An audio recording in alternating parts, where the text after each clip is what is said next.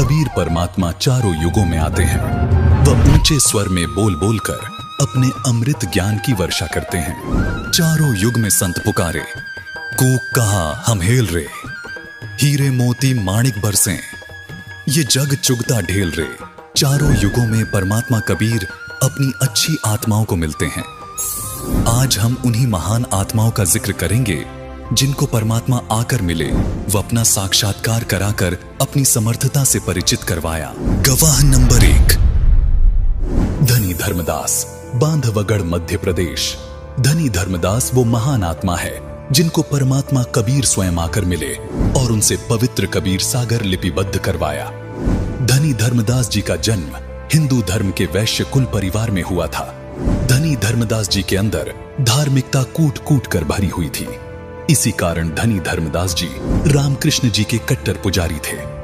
उन्होंने एक रूपदास नाम के वैष्णव साधु को गुरु भी बना रखा था। अपने गुरु रूपदास के मार्गदर्शन करने पर धनी धर्मदास 68 तीर्थ के भ्रमण पर निकले थे। इसी तीर्थ यात्रा के दौरान परमात्मा कबीर जी उन्हें जिंदा महात्मा के रूप में मिले थे और उनको तत्व ज्ञान समझाया था।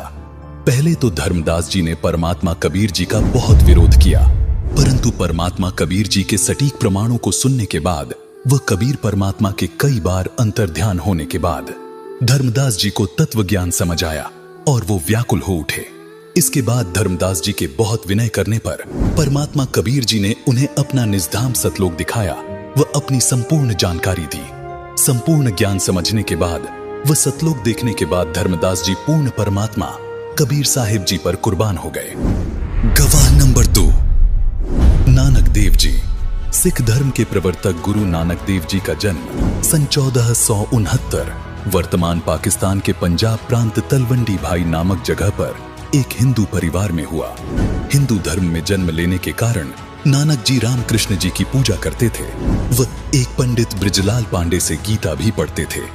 एक दिन परमात्मा कबीर जी नानक देव जी को बेई नदी पर मिले और उन्हें वास्तविक ज्ञान समझाया। उनको सतलोक दिखाकर अपना गवाह बनाया। परमात्मा कबीर जी से परिचित होने के बाद नानक देव जी ने परमात्मा कबीर जी की समर्थता व महिमा का गुणगान अपनी वाणियों में किया है। नानक जी ने अपनी वाणी में कहा है, तेरा एक नाम तारे संसार, मैं इहो आस एहो आधार, नानक नीच कह विचार, धानक रूप रहा करतार। एक जगह और नानक देव जी कहते हैं, एक अर्ज गुफ्तम पेश तू, दर कुन करतार, हक्का कबीर करीम तू, बेअब परवरदिगार। गवाह नंबर 3, दादू दयाल जी, अहमदाबाद, गुजरात। संत दादू दयाल जी का जन्म गुजरात प्रांत के अहमदाबाद में विक्रमी संवत 1601 यानी सन 1544 को एक ब्राह्मण परिवार में हुआ था, जिन्हें परमात्मा कबीर जी एक बूढ़े बाबा के रूप में सन 1551 में मिले थे और उन्हें अपना गवाह बनाया। बहुत दयालु स्वभाव होने के कारण दादू जी को दादू दयाल के नाम से जाना जाने लगा। नानक देव जी की तरह दादू दास जी भी कहते हैं, जिन मोह को निज नाम दिया सोई सदगुरु हमार, दादू दूसरा कोई नहीं कबीर सिरजनहार। एक दिन दादू दास जी बच्चों में खेल रहे थे। वहां पर परमात्मा कबीर जी जिंदा बाबा के रूप में प्रकट हुए और सभी बच्चों को परमात्मा की कथा सुनानी शुरू कर दी। कथा सुनकर दादू दास जी परमात्मा कबीर जी से बहुत प्रेरित हुए और परमात्मा कबीर जी से सतलोक देखने की इच्छा जाहिर की। परमात्मा कबीर जी ने पास खड़े पान के पेड़ से एक पत्ता तोड़ा और उस पत्ते पर अमृत रखकर दादू दास जी को दिया और उन्हें नाम उपदेश भी दिया। उसके बाद परमात्मा कबीर जी दादू दास जी को अपने साथ सतलोक ले गए और अपनी समर्थता से परिचित करवाया। उन्हें भी अपना गवाह बनाया। इसका प्रमाण हमें गरीबदास जी की अमर वाणी में भी देखने को मिलता है। गवाह नंबर 4, गरीबदास जी महाराज, गांव छुड़ानी, जिला झज्जर, हरियाणा। गरीबदास जी महाराज का जन्म सन 1717 वर्तमान हरियाणा प्रदेश के जिला झज्जर के गांव छुड़ानी में हुआ। गरीबदास जी जाट किसान परिवार में जन्मे थे।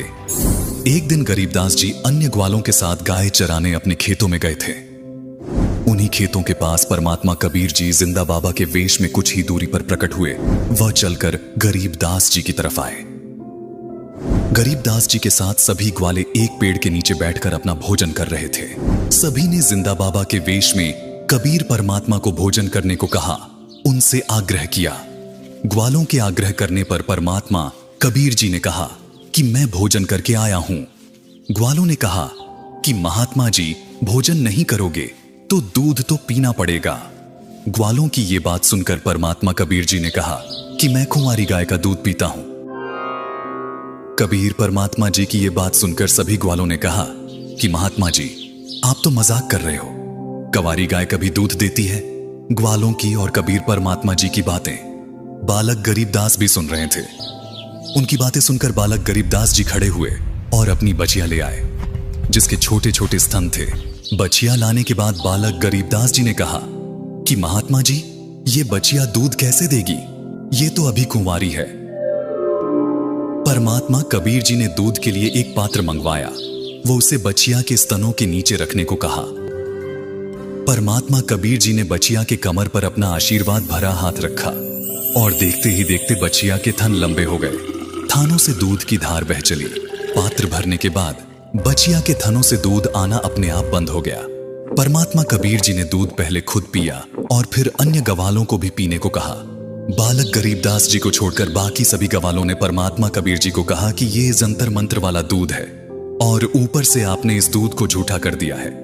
आपकी जात का भी नहीं पता कि आप किस जात के हो, इसलिए हम ये दूध नहीं पिएंगे। गवाले ये बात कहकर दूर चले गए, लेकिन बालक गरीबदास जी वहीं बैठे रहे और परमात्मा कबीर जी को कहने लगे कि लाओ महात्मा जी, ये दूध का प्रसाद मुझे दे दो, पता नहीं फिर कभी नसीब हो या ना हो। ये बात सुनकर परमात्मा कबीर जी मुस्कुराए और बालक गरीबदास जी को दूध का प्रसाद दे दिया। बालक गरीबदास जी ने दूध का प्रसाद पिया और बैठे रहे। परमात्मा कबीर जी ने बालक गरीबदास को अपना ज्ञान बताया, उनको सतलोक के सुखों के बारे में बताया, वहां की व्यवस्था बताई। बालक गरीबदास जी कबीर परमात्मा जी की बातें सुनकर बहुत प्रेरित हुए और परमात्मा कबीर जी से सतलोक देखने की इच्छा जाहिर की। परमात्मा कबीर जी ने बालक गरीबदास जी को नाम उपदेश दिया। वो उनकी आत्मा को शरीर से निकालकर अपने साथ सतलोक ले गए।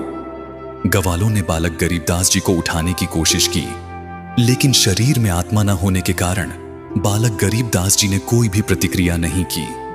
गांव वालों ने बालक गरीबदास जी को मृत मानकर उनके शरीर को चिता पर रख दिया। उधर परमात्मा कबीर जी ने बालक गरीबदास जी को संपूर्ण अध्यात्म से परिचित करवाया। उनको नरक दिखाया, स्वर्ग दिखाया, ब्रह्मा, विष्णु, महेश के लोक दिखाए और आखिर में परमात्मा कबीर जी ने बालक गरीबदास जी को सतलोक दिखाकर उनके अंदर सारा तत्व ज्ञान डालकर वापस शरीर में छोड़ दिया। गांव वालों ने बालक गरीबदास जी को चिता पर रख दिया था और अग्नि देने ही वाले थे। तभी बालक गरीबदास जी के शरीर पर बंधी सारी रस्सियां अपने आप टूट गईं और बालक गरीबदास उठ खड़े हुए। उठते ही बालक गरीबदास परमात्मा कबीर जी से प्राप्त अमृतवाणी तत्व ज्ञान को ऊंचे स्वर में बोलने लगे। पूरा गांव गरीबदास जी महाराज को पागल कहने लगा। सबको लग रहा था कि उस जिंदा बाबा के जंतर मंत्र वाले दूध को पीकर गरीबदास जी पागल हो चुके हैं। 3 वर्ष पश्चात एक गोपाल दास नाम के संत के आग्रह करने पर गरीबदास जी महाराज ने परमात्मा कबीर जी से प्राप्त तत्व ज्ञान व अमृतवाणियां लिखवाई, जो आज सदग्रंथ साहिब के रूप में उपलब्ध है। गवाह नंबर 5, घीसादास जी, बागपत, उत्तर प्रदेश। घीसादास जी का जन्म उत्तर प्रदेश के जिला मेरठ, वर्तमान जिला बागपत, गांव खेखड़ा में विक्रमी संवत 1860 यानी सन 1803 में हुआ था। एक दिन घीसादास जी बाहर खेतों में खेल रहे थे। उनकी आयु 7 वर्ष थी। तब अचानक परमात्मा कबीर जी सतलोक से सहशरीर आए और घीसादास जी को दर्शन दिए। परमात्मा कबीर जी ने अपनी प्रिय आत्मा घीसादास जी को पूर्ण परमात्मा की भक्ति करने के लिए कहा और 1 घंटे तक सत्संग सुनाया। आदरणीय घीसादास जी ने परमात्मा कबीर जी के मुख कमल से सतलोक तथा सतपुरुष की महिमा सुनी और सतलोक की सैर करने की इच्छा व्यक्त की। परमात्मा कबीर जी ने घीसादास जी को मंत्र उपदेश दिया तथा उनकी आत्मा को शरीर से निकालकर अपने साथ सतलोक ले गए। बालक घीसादास जी अचेत हो गए। अगली सुबह बालक घीसादास जी को जब होश आया, तब उन्होंने सभी को बताया कि कबीर प्रभु स्वयं जिंदा बाबा के रूप में मुझे आकर मिले थे। परमात्मा कबीर जी ने घीसादास जी को भी अपना गवाह बनाया। गवाह नंबर 6, सन 1244 में परमात्मा कबीर जी समस्त्रबेज के रूप में रूमी को मिले थे। एक दिन रूमी अपने शागिर्दों को हौज के किनारे पढ़ा रहे थे। तभी समस्त्रबेज के रूप में परमात्मा कबीर जी वहां आए और किताबों की ओर इशारा करते हुए पूछने लगे, ये क्या है? रूमी ने परमात्मा कबीर को उत्तर दिया कि बाबा, ये वो है जो तू नहीं जानता।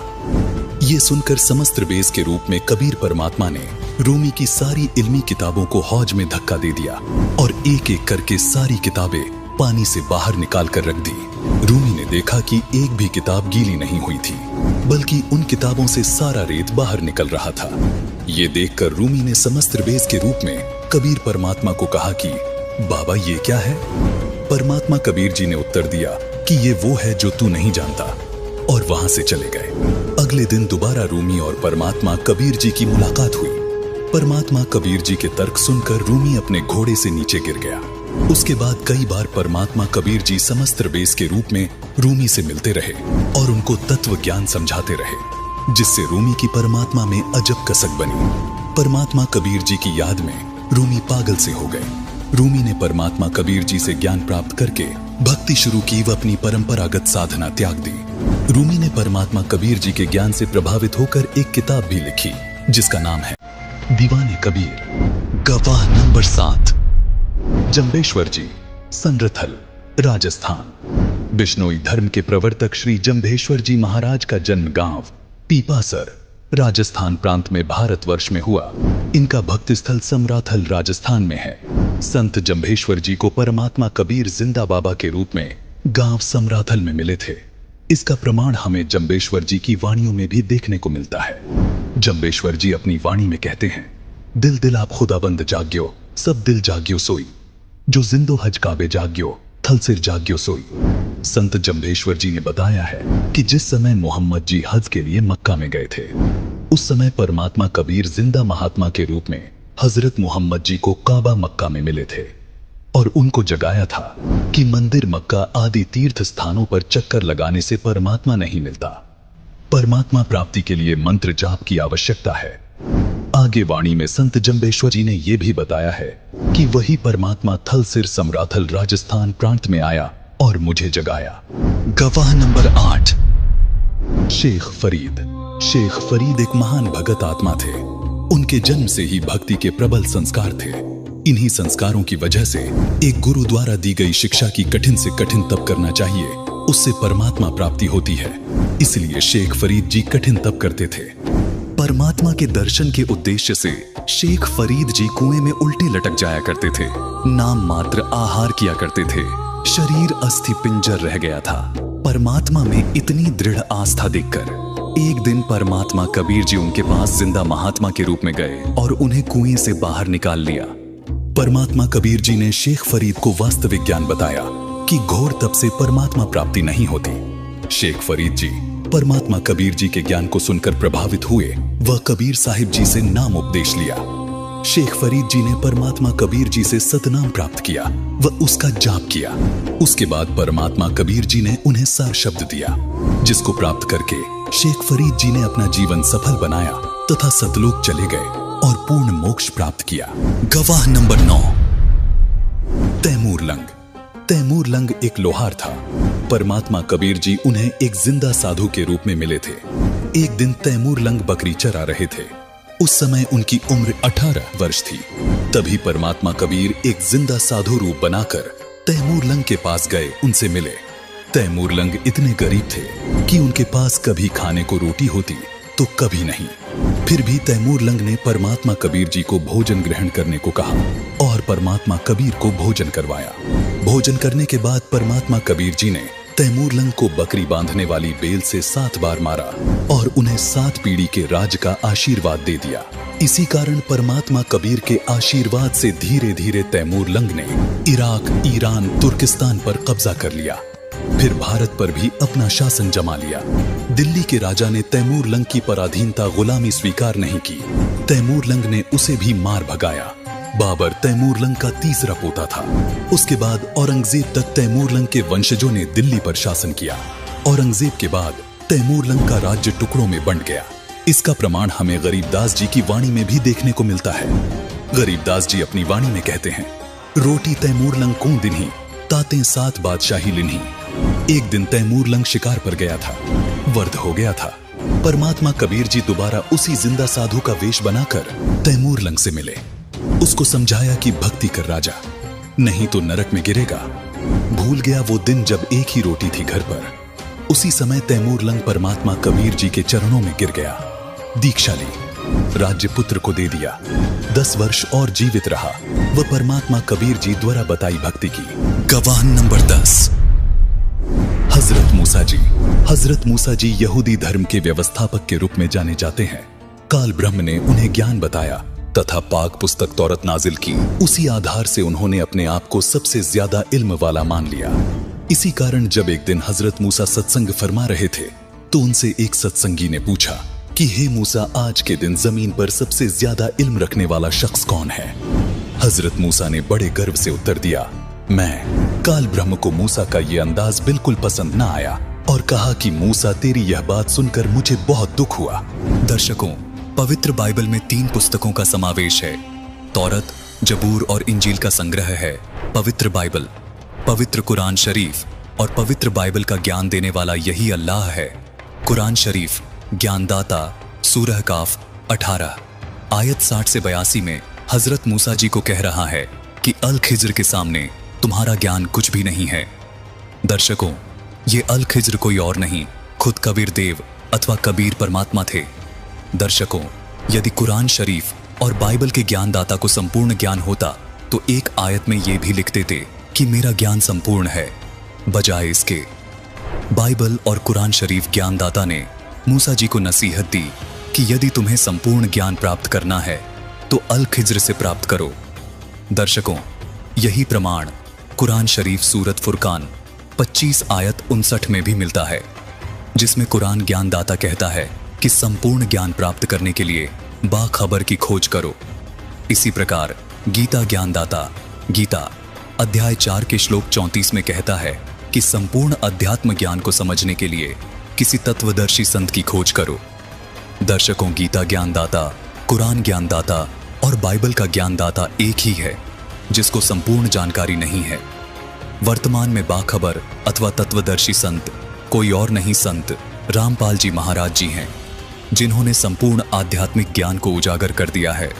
यथाशीघ्र संत रामपाल जी महाराज से जुड़े और अपने मानव जीवन का कल्याण करवाएं।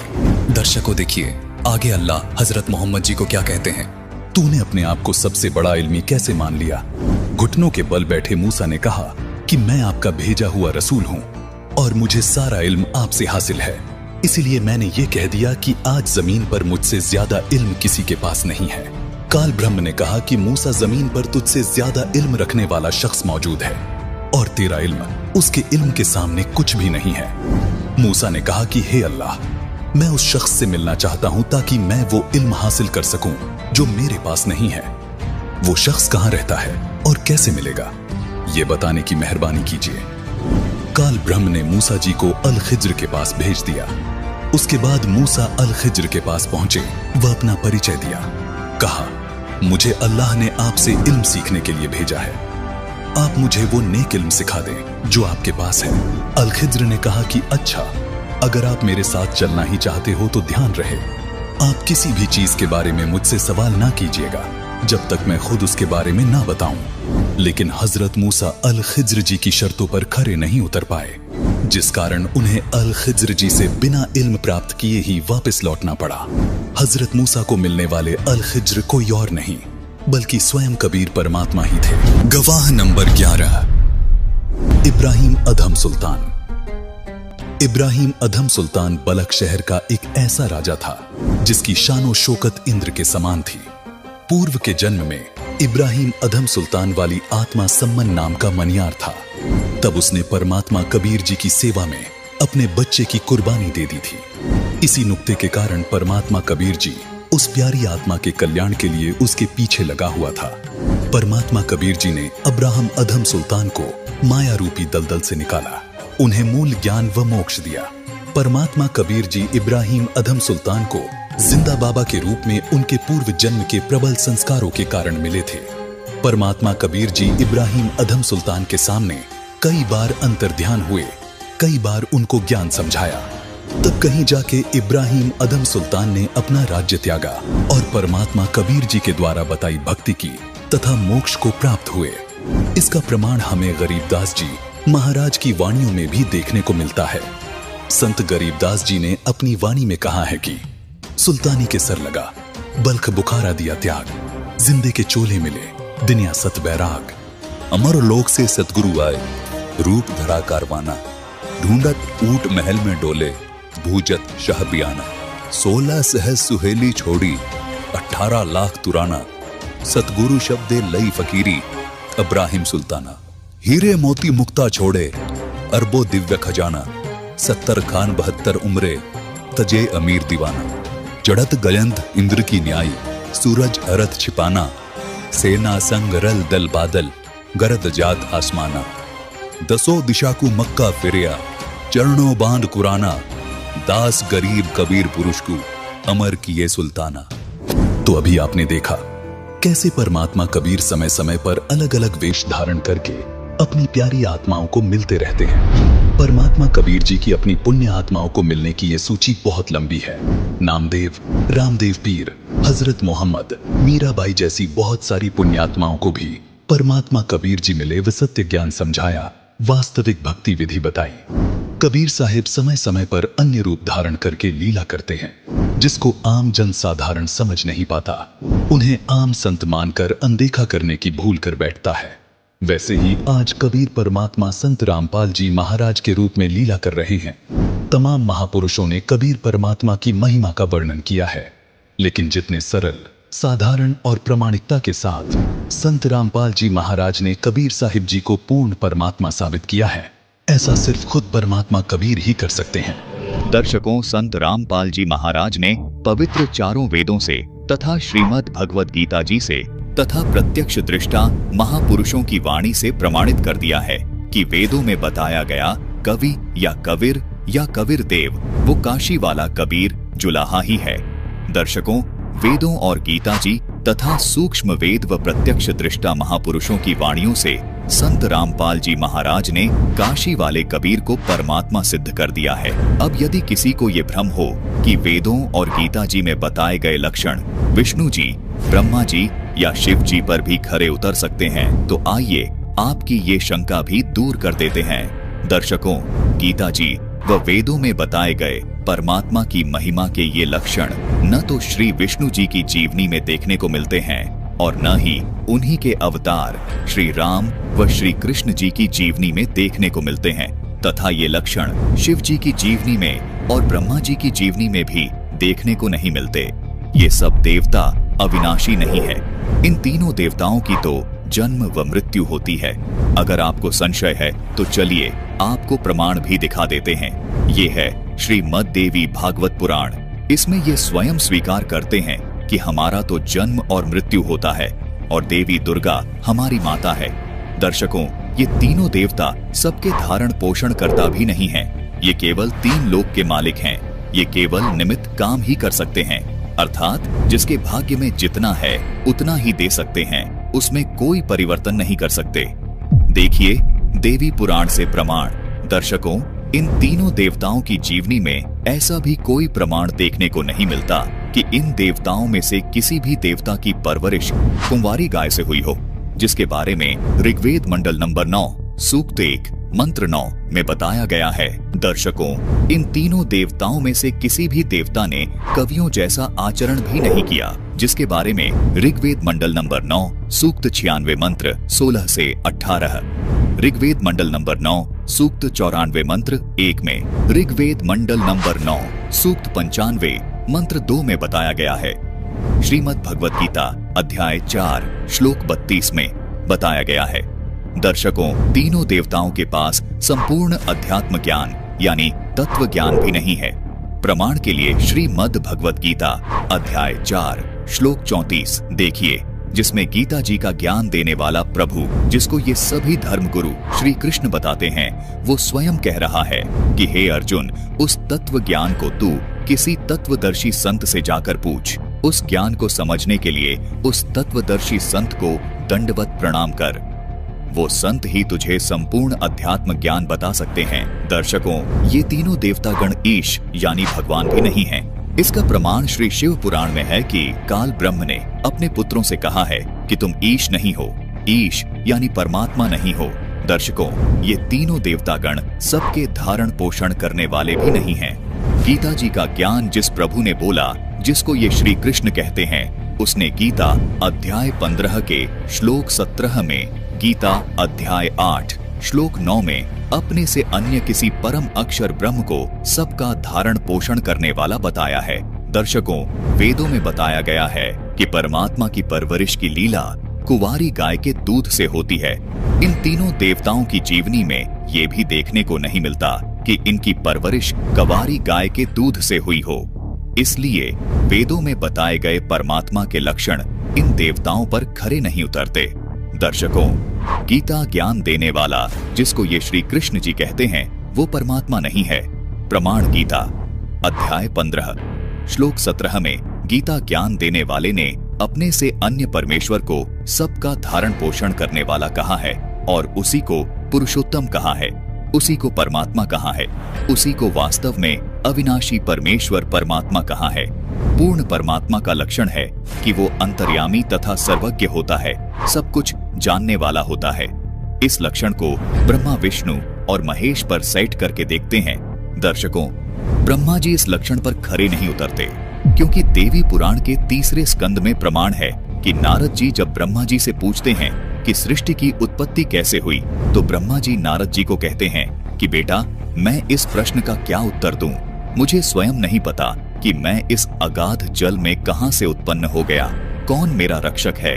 इसका मतलब ब्रह्मा जी को सृष्टि की रचना का ज्ञान भी नहीं है और न ही अपने जन्म की यथार्थ स्थिति का ज्ञान है। इसका मतलब ये हुआ कि ब्रह्मा जी सर्वज्ञ नहीं है। अब विष्णु जी पर इस लक्षण को सेट करके देखते हैं। दर्शकों, हैरानी की बात है कि विष्णु जी भी सर्वज्ञ नहीं है, क्योंकि जब विष्णु जी त्रेता युग में श्री राम के रूप में जन्म लेते हैं और जब रावण द्वारा उनकी पत्नी सीता जी का अपहरण कर लिया जाता है, तो उन्हें मालूम नहीं चलता कि उनकी पत्नी को कौन उठा ले गया। जंगल में वन्य जीव जंतुओं और वनवासियों से माता सीता जी के बारे में पता लगाने का प्रयास करते नजर आते हैं। इसका मतलब श्री राम अर्थात श्री विष्णु जी भी सर्वज्ञ नहीं हैं। अब यही लक्षण शिव जी पर सेट करके देखा तो पाया कि श्री शिव जी भी सर्वज्ञ नहीं हैं। वो भी सब कुछ भूत व भविष्य की पूरी जानकारी रखने में असमर्थ नजर आए। जब भस्मागिरी नाम का उनका एक साधक माता पार्वती जी को पत्नी रूप में रखने के उद्देश्य से और शिव को मारने के उद्देश्य से शिव जी का भस्म कंडा प्राप्त कर लेता है तथा शिव को मारने के लिए उनके पीछे दौड़ पड़ता है, तब शिव जी को भागकर अपनी जान बचानी पड़ती है। दर्शकों, परमात्मा के लक्षणों में ये गुण भी होता है कि परमात्मा शुद्ध चरित्र वाला होता है, लेकिन श्री विष्णु जी शुद्ध चरित्र वाले भी नहीं हैं, क्योंकि एक प्रकरण आता है कि एक राक्षस की पत्नी पतिव्रता थी, इसलिए वो राक्षस देवताओं से मर नहीं रहा था।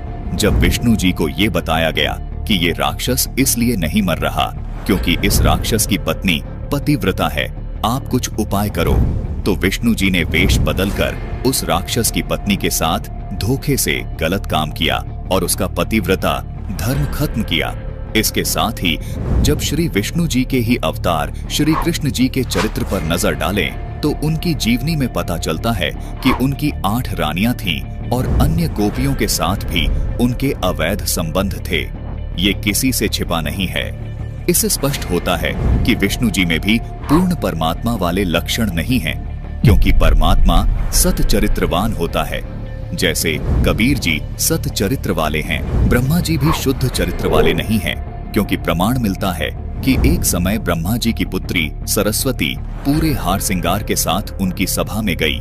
वहां देवता लोग बैठे हुए थे। वह स्वयंवर में पति वरणे के लिए आती है, तो ब्रह्मा जी अपनी ही पुत्री पर आसक्त हो जाते हैं और भरी सभा में सरस्वती को बदनीयत से आलिंगन कर लेते हैं। इससे स्पष्ट होता है कि ब्रह्मा जी का चरित्र भी शुद्ध नहीं है। इसी प्रकार शिव जी के बारे में एक कथा है कि शिव भगवान श्री विष्णु जी को कहते हैं कि जब मैंने जहर को अपने गले में ठहरा लिया था तब मैं बेसुध हो गया था। उस समय आपने राक्षसों से अमृत छीनने के लिए मोहिनी रूप बनाया था। मुझे वो मोहिनी रूप दिखाओ। विष्णु जी के लाख मना करने पर भी जब शिव नहीं माने तो विष्णु जी ने वो मोहिनी रूप बनाया। उस मोहिनी पर आसक्त होकर शिव जी अपना आपा खो बैठे और काम वासना के वशीभूत होकर अपना वीर्य स्खलित कर लिया। इस बात से ये सिद्ध होता है कि शिव जी भी शुद्ध चरित्र वाले नहीं थे। इससे सिद्ध होता है कि वेदों के अनुसार, गीता जी के अनुसार, संतों की वाणियों के अनुसार तथा अन्य शास्त्रों के अनुसार केवल कबीर साहेब जी ही पूर्ण परमात्मा सिद्ध होते हैं। परमात्मा के जो लक्षण सभी शास्त्रों में बताए गए हैं वो केवल कबीर परमात्मा पर ही खरे उतरते हैं। दर्शकों, इन देवताओं के चरित्र को जानते हुए भी हम इनका पूर्ण सम्मान करते हैं, क्योंकि ये 3 लोक के प्रधान देवता हैं। सर्व मानव को इनकी साधना करनी पड़ती है, जिसके बदले ये हमें हमारे कर्मों का फल देते हैं। आपको उदाहरण के माध्यम से समझाते हैं। महात्मा गांधी की जीवनी में लिखा है कि भारत को आजाद कराने के लिए महात्मा गांधी जी कई बार जेल गए। बहुत सी यातनाएं भी उन्होंने सही और भारत को स्वतंत्र करवा के ही छोड़ा, जिस कारण भारत की जनता के लिए यह इतने सम्मानित है कि आज तक उनकी फोटो भारत के नोटों पर छपी हुई है।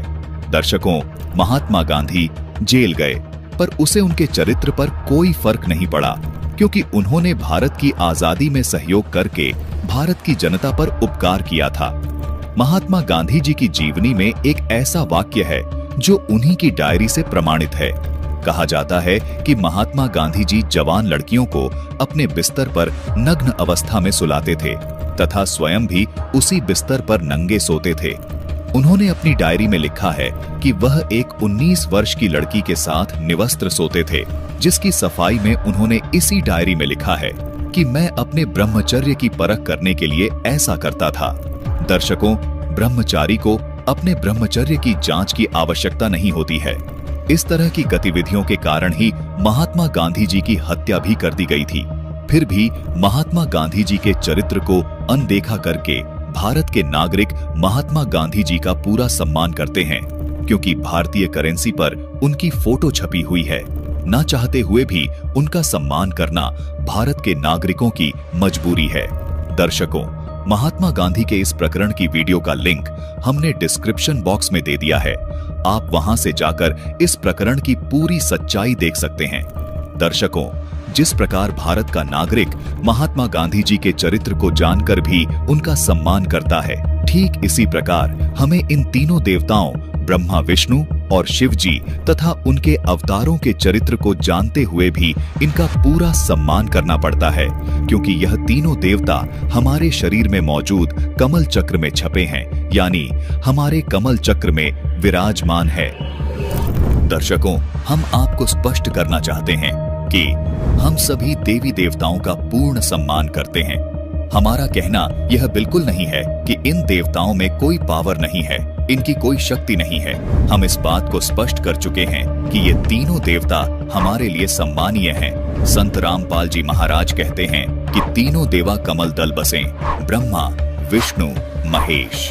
प्रथम इनकी वंदना, फिर सुन सद्गुरु उपदेश। ये 3 लोक के स्वामी हैं।